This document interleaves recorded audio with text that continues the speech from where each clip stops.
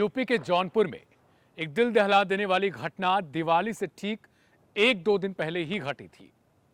मैं इसलिए 1-2 दिन पहले कह रहा हूं क्योंकि इसकी साजिश पहले से रची जा रही थी और इसका परिणाम यह हुआ कि परिवार पुलिस प्रशासन से गुहार लगाता रह गया कि मेरे बेटे यानी जो इकलौता घर का चिराग था उसकी जान को खतरा है, उसे बचा लीजिए।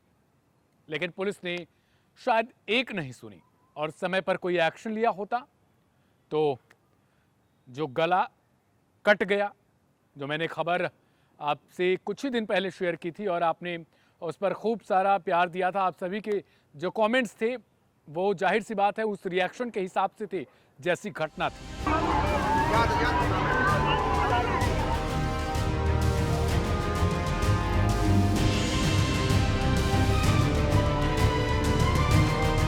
नमस्कार, मेरा नाम है दिव्यांशु। आप देख रहे हैं क्राइम कथा का एक और एपिसोड। जौनपुर के कबीरुद्दीनपुर जो गांव है उसमें एक ऐसी घटना घटी थी जिसने सबका दिल दहला दिया था और उस घटना के बाद से पहली बार ऐसा हुआ जब ये मांग चल रही थी यूपी पुलिस से कि वो एनकाउंटर करे।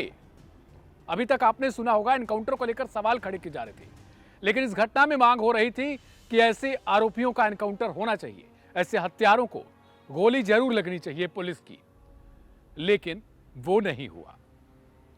आपने अक्सर देखा होगा यूपी में जैसे ही कोई घटना घटती है उसके बाद अगर वो हाईलाइट होती है, लाइमलाइट में बन जाती है, तो अगले दिन खबर ये आती है कि आरोपी जो है वो पुलिस की बंदूक लेकर भाग रहे थे या फिर XYZ जो भी कर रहे थे और उनके पैर में गोली लग गई, किसी के पीठ में गोली लग गई, किसी को कैसे गोली लगी, तमाम एनकाउंटर की खबरें आती हैं। लेकिन अनुराग यादव नाम का जो एक 17 साल का लड़का था, जो अपनी 5 बहनों के बाद इकलौता एक भाई था, घर का चिराग था, अब वो चिराग बुझ चुका है। 2 ऐसे यादव परिवार जिनके बीच ये लड़ाई चल रही थी, संघर्ष चल रहा था महज 2 बिस्वा जमीन के लिए, और ये जमीन बंजर थी। इसको लेकर 40 साल से विवाद चल रहा था।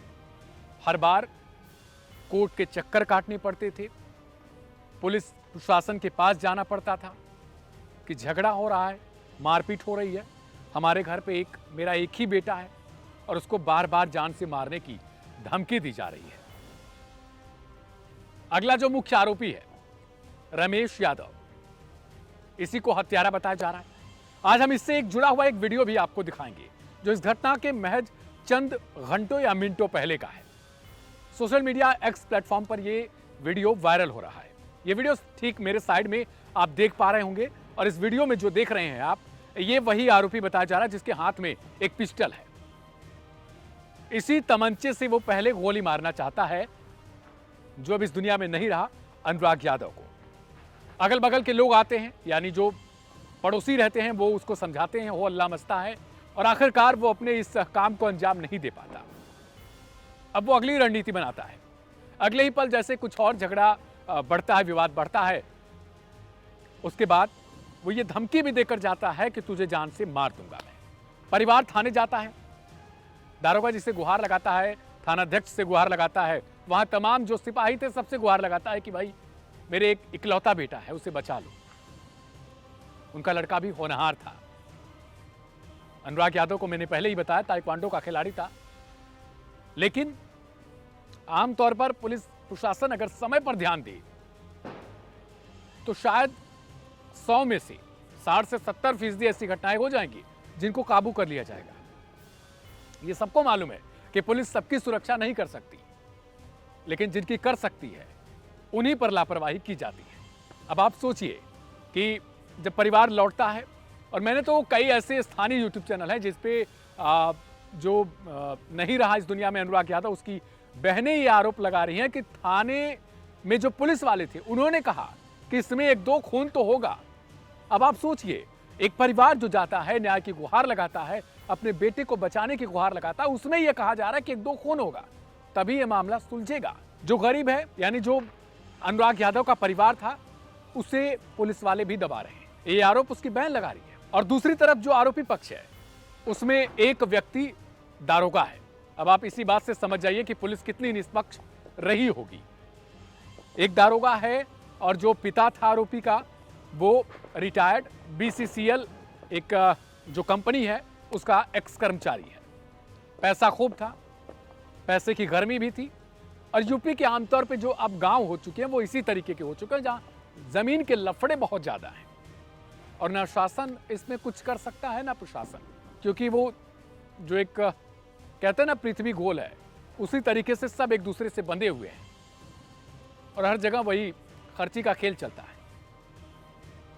हर जगह आजकल पैसे की लेन देन के आरोप लगते रहते हैं और ये आरोप अगर आप पीड़ित होंगे या आप कभी कोर्ट या कचहरी या किसी भी जगह पे गए होंगे तो आपको पता चला होगा। और परिवार लौटता है थाने से, उसके अगले दिन फिर से विवाद होता है। बच्चा जो है वो निकल कर अपना ब्रश कर रहा होता सुबह और अपनी बहन से बोलकर गया रहा होता है कि मैं अभी आता हूं तो मुझे खाना दे देना। सुबह 7 से 8 या 9 बजे का टाइम रहा होगा, ये 2 घंटे का डिफरेंट, इन्हीं 2 घंटे का डिफरेंस मेरे हिसाब से रहा होगा।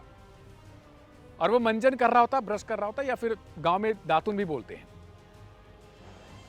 जो आरोपी है वो पीछे अपने साइड ऐसे तलवार लेके आ रहा होता है, इसी तरीके से, ठीक। पहले लड़के को दौड़ाता है और वो भागता है कुछ दूरी तक और एक जगह जाके गिर जाता है, फिर उसे उठाता है और एक ही बार में इतनी जोर से तलवार को खींच के मारता है। ये तलवार के पिक्स हम आपको अपने ठीक बगल में दिखा रहे होंगे, ये वही तलवार है। और बाकायदा देखिए 10, 12, 13 तलवारें हैं, अलग अलग प्रकार की हथियार हैं, सबके सब तलवार, छोटे से लेके बड़े तक। आप में से बहुत सारे लोग ये सोच रहे होंगे कि आखिर तलवार अब कहां जल्दी मिलती है, पर इसके घर पर देखिए कितने तलवार थे। इतनी जोर से तलवार खींच के मारता है कि पहली बार में उसका सिर धड़ से बच्चे का अलग हो जाता है। वो वीडियो इतना विभत्स है कि मैं आपको दिखा नहीं सकता। सिर और धड़ दोनों अलग है। सिर पकड़कर मां रो रही है अपने हाथों में लेकर, अपने उस बेटे का जिसने उसे किसी तरीके से पाला होगा, क्योंकि 5 बहनों के बाद एक इकलौता भाई था। घर का चिराग बताया जा रहा है, ताइक्वांडो का बहुत होनहार खिलाड़ी बताया जा रहा है, पढ़ने में भी तेज बताया गया, लेकिन उसका अंत कर दिया। अब एक और सवाल पर हम आते हैं, जो यूपी के चुनाव में आमतौर पर आप देखते हैं एक पीडीए बनाम एनडीए की लड़ाई। आपने कुछ दिन पहले एक खबर देखी होगी जिसमें यह था कि एक मंगेश यादव नाम का लड़का जो डकैत था उसे मार दिया जाता है एनकाउंटर में। उस पर इतनी राजनीति हुई, इतना सब कुछ हो गया कि यूपी में यादव खतरे में हैं, यूपी में पीडीए खतरे में है, यूपी में न जाने कितने लोग खतरे में हैं। और अब जब अनुराग यादव मारा गया, मारने वाला पक्ष भी यादव है, तो सोशल मीडिया पर एक अलग ही क्रांति फैली हुई है। वहां पर तमाम लोग अलग अलग तरीके से उसको प्रेजेंट कर रहे हैं। इसमें दोनों पार्टियां आप देखिएगा, ना बीजेपी बोल रही है ना समाजवादी पार्टी बोल रही है। हालांकि पहले दिन सपा अध्यक्ष अखिलेश यादव का बयान आया था कि सरकार जो है वो लापरवाही कर रही है, न्याय देने में विफल है, ऐसी घटनाएं हो रही हैं। अब यह घटना 40 साल पुरानी है, यानी तमाम जो सरकारें हैं, तमाम जो पार्टियां हैं वो रही होंगी इन 40 सालों के दौरान। लेकिन सोचिए कि राजनीति कैसी होती है। आमतौर पे जब घटनाएं घटती हैं, इन्हें मालूम है कि इनके लिए तो ये आम बातें हैं।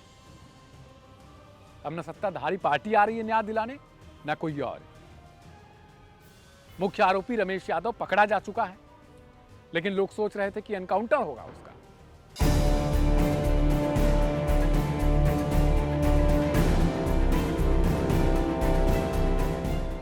सारा समाज ये मांग कर रहा था कि ऐसे आरोपियों को जीने का कोई हक नहीं है।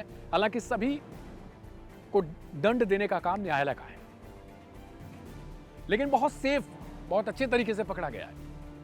कहा जा रहा है कि इसने खुद ही जो है वो सरेंडर कर दिया, क्योंकि भाई दारोगा है।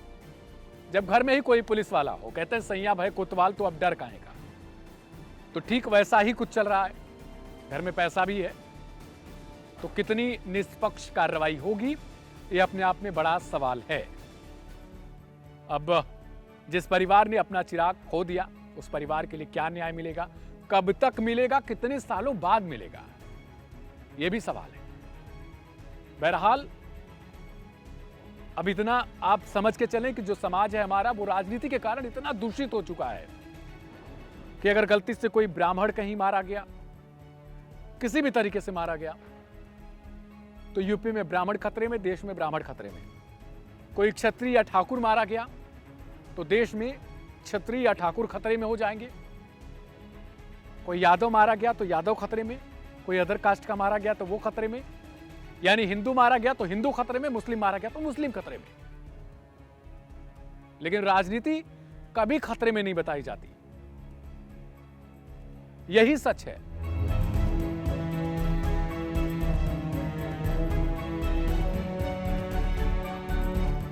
इस घटना में मेरे साथ आज इतना ही।